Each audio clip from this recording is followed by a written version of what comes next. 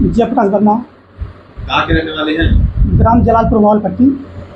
क्या घटना हुई थी आपके साथ, पूरी शुरू से लेकर के आखिर तक बताइए। घटना सर डिलीवरी की प्रॉब्लम थी। किसको? मेरी भतीजी थी, खुशबू वर्मा नाम था उसका। कितनी उम्र थी लगभग? 28 साल उम्र उसकी थी। अच्छा। और उसको जो है डिलीवरी उसको होनी थी। अच्छा। और हम लोग जब डॉक्टर को दिखाए तो उन्होंने कहा कि इसका ऑपरेशन करना किस पड़ेगा। डॉक्टर को दिखाए थे? श्रेयांश चिकित्सालय। जी। जी सर, देवपुर मार्केट में पड़ता है। अच्छा, और उसके बाद क्या हुआ? उन्होंने कहा ये ऑपरेशन करना पड़ेगा। तो चूँकि हर माँ बाप चाहता है कि उसकी बच्ची सही हो और जो है कोई दिक्कत ना हो, तो ठीक ठाक से बच्चे पैदा हो जाएं। तो हमने सहमति दी और जो है उन्होंने डॉक्टर साहब ने उसको ऑपरेशन करवाया। और ऑपरेशन करने के बाद जो है 1 हफ्ते में छुट्टी दे दी। करवाया कि अपने ही अस्पताल पर किया? उन्होंने खुद किया। अच्छा, अपने ही अस्पताल पर? जी खुद किया। और 1 हफ्ते में उन्होंने छुट्टी दे दी। फिर जो है बार बार दिखाने की प्रक्रिया जब शुरू होती है तो हम लोग जो है दिखाना शुरू किए, तो उसके ऑपरेशन से मवाद निकलना शुरू हो जाती है। और 2-3 दिन बाद और जब होता है तो उसके पैरों में जो है सूजन होना शुरू हो जाती है, उसके सांस में दिक्कत हो जाती है। तो फिर डॉक्टर साहब को हम लोग दिखाते हैं तो डॉक्टर साहब खुद जो है हम लोगों के साथ कहते हैं कि उसको जो है खून की कमी है। और जब खून की कमी बताते हैं तो फिर जो है 2 यूनिट खून भी चढ़ता है। और खून जब ये यूनिट चढ़ता है तो उसके बाद जो है उसको बुखार की प्रॉब्लम हो जाती है। और जब दिक्कत सूजन उसकी बढ़ जाती है तो कहते हैं कि चलिए हम जो है उसको भर्ती करवा देते हैं। आजमगढ़ में एक अस्पताल है, विजय सुपर स्पेशलिटी उसका नाम है, जो त्रिपाठी हड्डी अस्पताल है लछरामपुर में।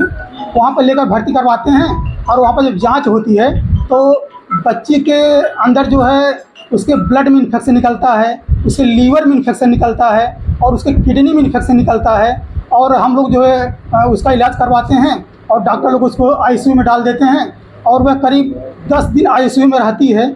उसके बाद भी जब वह ठीक नहीं होती है, दिक्कतें बढ़ती जाती हैं, तो फिर वही डॉक्टर रेफ़र कर देते हैं। और हम लोग बच्ची को लेकर चले जाते हैं राम मनोहर लोहिया अस्पताल लखनऊ में। और वहाँ पर जब जांच होती है तो पता चलता है कि बच्ची के पूरे शरीर में इन्फेक्शन हो गया है और बचने की उसका जो है कोई चांस नहीं है। और होता भी वही है कि तीसरे दिन वो बच्ची हमारी जो है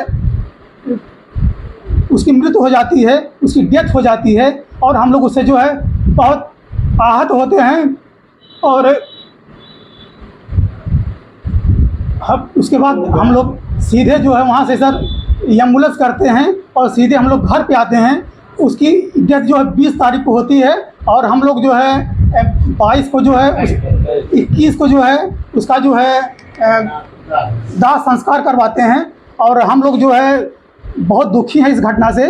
और घर वालों का, पूरे परिवार का जो है रो कर जो है बुरा हाल है। क्या चाहते हैं आप?